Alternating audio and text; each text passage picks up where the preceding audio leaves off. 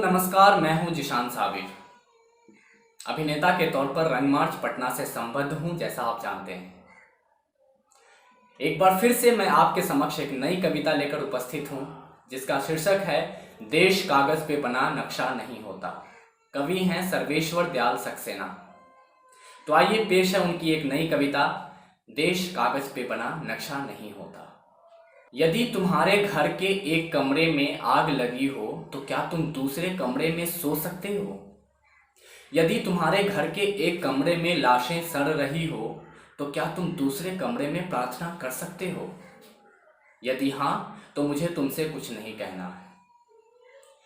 देश कागज पे बना नक्शा नहीं होता कि एक हिस्से के फट जाने पर बाकी हिस्से उसी तरह साबुत बने रहें और नदियां, शहर, पर्वत, गांव वैसे ही अपनी अपनी जगह दिखे अनबने रहें।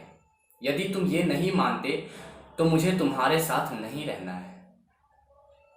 इस दुनिया में आदमी की जान से बड़ा कुछ भी नहीं है, न ईश्वर, न ज्ञान, न चुनाव। कागज पर लिखी कोई भी इबारत फाड़ी जा सकती है और जमीन की 7 परतों के भीतर गाड़ी जा सकती है। जो विवेक खड़ा हो लाशों को टेक, वो अंधा है। जो शासन चल रहा हो बंदूक की नली से, हथियारों का धंधा है। यदि तुम ये नहीं मानते तो मुझे अब एक क्षण भी तुम्हें नहीं सहना है। याद रखो, एक बच्चे की हत्या, एक औरत की मौत, एक आदमी का गोलियों से चिथरा तन किसी शासन का ही नहीं, संपूर्ण राष्ट्र का है पतन। ऐसा खून बहकर धरती में जज्ब नहीं होता, आकाश में फहराते झंडों को काला करता है।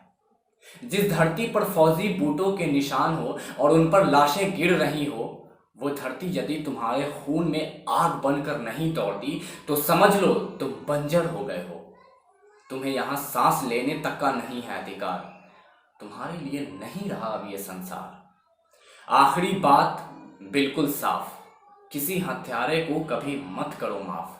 चाहे हो वो तुम्हारा यार, रिश्तेदार, धर्म का ठेकेदार, चाहे लोकतंत्र का स्वामान्य धन पहरेदार, कभी माफ मत करो। धन्यवाद।